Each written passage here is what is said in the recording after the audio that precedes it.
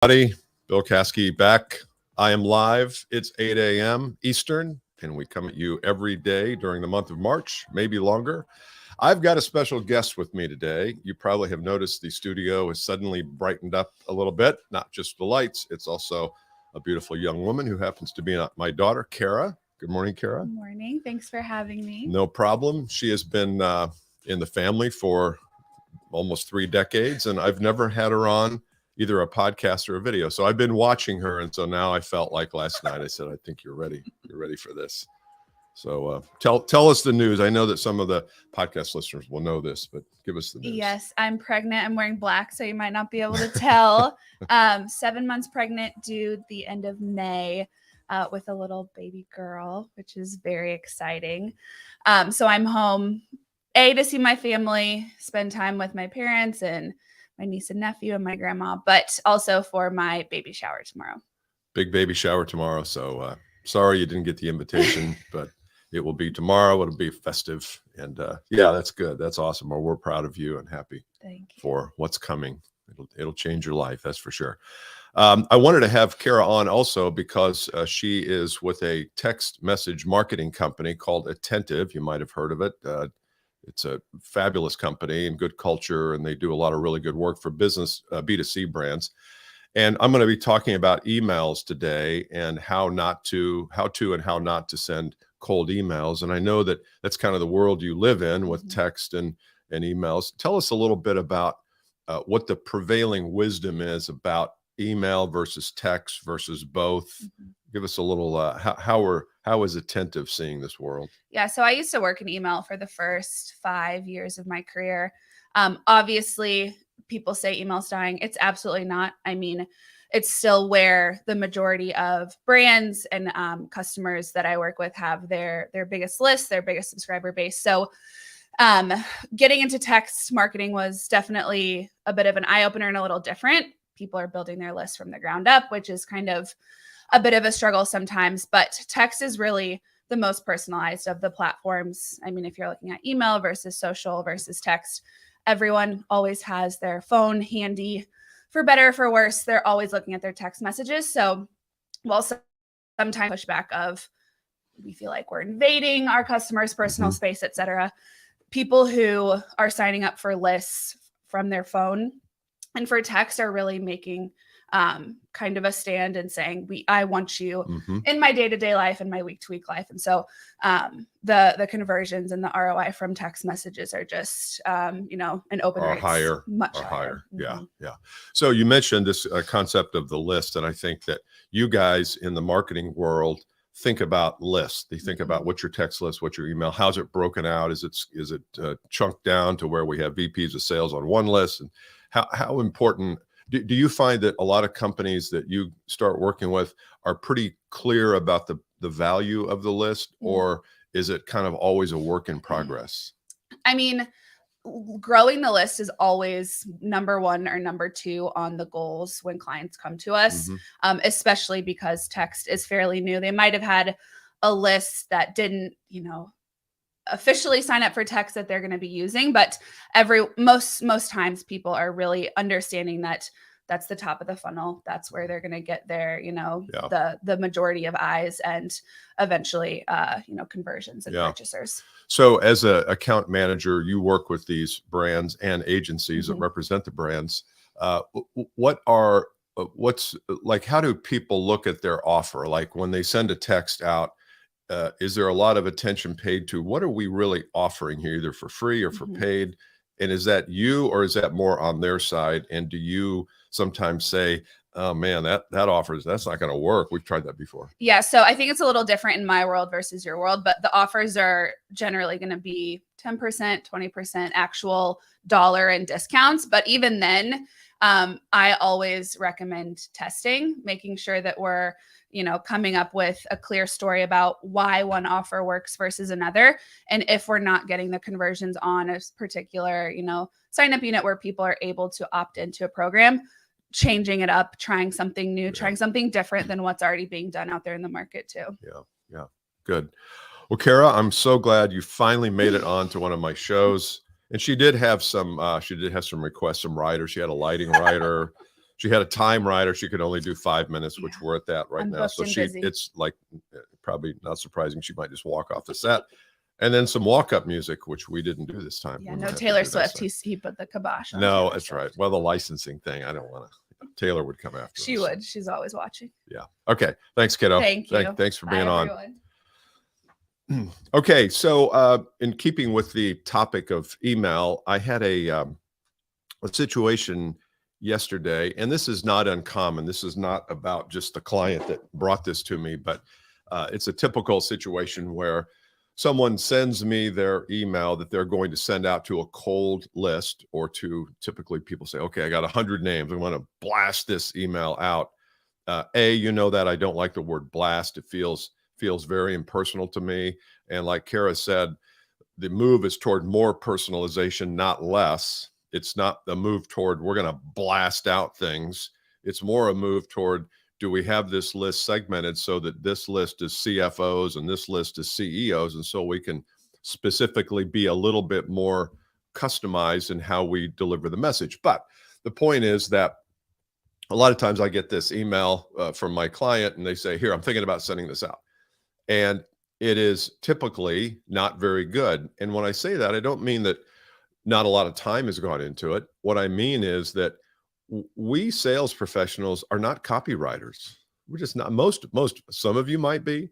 Most of you and I have not gone to school to learn how to write copy. And do you know how much copywriters get paid for direct mail, direct response, website where you're asking people to take action, or emails? They get paid tens of thousands of dollars. Because if you can hire a copywriter that writes an email for you that gets open 30% of the time, you can build an entire business around that.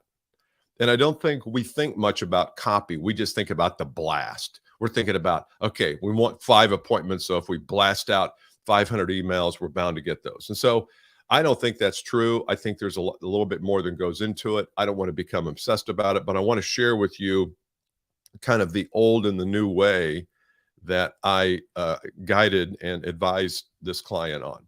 So here was the old model on the left, and here's what she came to me and said, here's what I have, critique it. She's basically was, hey, Rich, do you have a problem with X? And she named the problem. Here are our solutions. And then she proceeded to list 5 of their solutions, not in context with anything, and again, this is not her, this is just how we do it. It's just how we were taught to do it. And then we're leaving the customer to connect the dots between the solution that we offer and the problem that they have that solution would be appropriate for. And I just don't think that's courteous. I don't think that's the way pros do it. I think we have to be super intentional with our communication. And we even down to the point where we say, look, this solution is for people that have this problem in this context, and is costing them at least X amount of dollars to have this problem, or whatever. But don't just put the solution out there with no context. And then she said, I would like to talk to you about these. Reply with your best times to schedule a call, and then PS, check out our new website, whatever. Now, the question is this is cold. So this person presumably doesn't know who you even are. And is this going to be so compelling that I have to get on a call? Because I know what this call is. You know what the call is when you get this email. It's a sales call. You know that. This is not a secret. You can't hide it. It's coming in cold. It's coming in hot, coming in hot, coming in hot, coming in cold.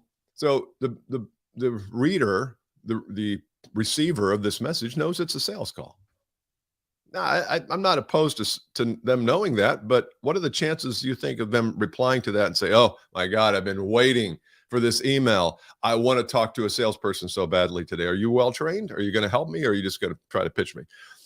Here's what I recommended. I said, and again, this is not coming from a copywriter. This is coming from someone who somewhat understands psychology. And here's what I do. And I'm going to take this off a minute. Here's what I know and what we have seen in our business and in the businesses we consult. To go from a cold outreach to a booked call and ultimately to a client, which is ultimately what we want. We don't want booked calls. We want clients. is a process that takes hours and hours of back and forth and of them reviewing content. Because here's what happens in our world. I make an offer. In fact, you've heard me make this offer for my 5 Reasons Clients book, 5 Reasons You Don't Have Enough Clients. You can go to 5reasonsclients.com and pick it up. And you'll notice as you go through that funnel that there are a few emails. Each one brings some value. Each one, I either talk about one of these 7 or one of these 5 in depth, but you are consuming content over the course of this funnel. And you are, you're getting a sense of the kind of work that we do and the kind of beliefs that we have and the kind of value that you might get from us. This is not just a quick blast of an email and say, hey, I'd like to get on the phone, because after you do 4 or 5 hours worth of watching and listening and reading and listening and watching and reading, and you get on a call with us, you're pretty well primed. You kind of know what we do, you know how we do it, you know why we do it, you know whether it can help you or not. And then the call is just kind of working out some of the details and getting to know each other, and me getting to know your issues and pains and problems so that I can determine whether I can help you or not. And so the whole process is longer than just blasting an email out and expecting anything from it. So here's the new one I said. You don't know me. I think it's always appropriate. You don't have to use that exact language, but the person is looking at this. The first question they're asking is, do I know this person? Can I trust this person? Basically, do I know them? And so I think at first off, you don't know me, but I work with companies in your niche, or I work with a specific kind of company, depends upon what you do. My experience tells me there are 3 or 4 primary issues that people like you have. I wouldn't say problems. I wouldn't say pain. I wouldn't say, you can say dilemmas or circumstances. I like issues. I just think or challenges. You can use that word. Don't get too hung up in the word. But then I would list, I say 5 here, probably wouldn't list 5, probably list 3. What are 3 of the biggest problems that you solve in your business? You should have a list of those. You should have a list of all the problems you solve for each of your constituents. So if you call on CFOs, what are the 5 problems you solve there? CEOs, what are those 5 problems? Maybe the same, maybe not the same. And then at the end, I said, I have no idea if you are witnessing these things or observing these things, or I have no idea if these resonate with you or not, but I have a video that we just shot that might bring some relief or some value to you.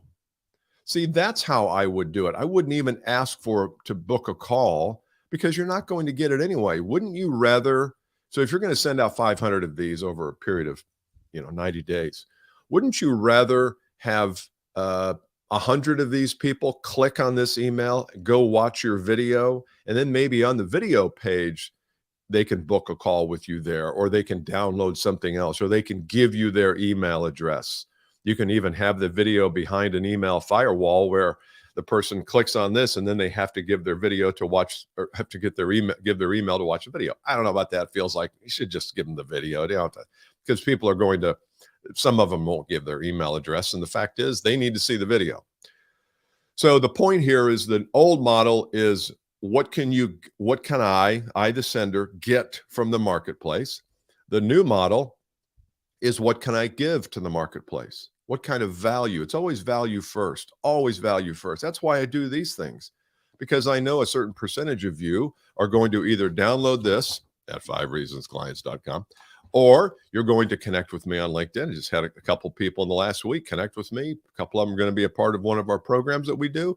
But this is part of value first. I want to give you something. You see what I have, and this is for you too. You want to give your prospects something so they see that you know what the hell you're talking about.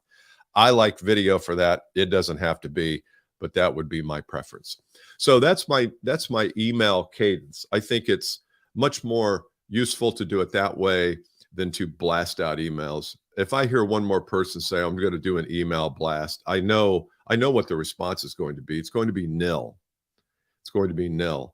Instead, think about it a little bit. Think about, okay, if I'm a receiver of this email, what am I going to want to know?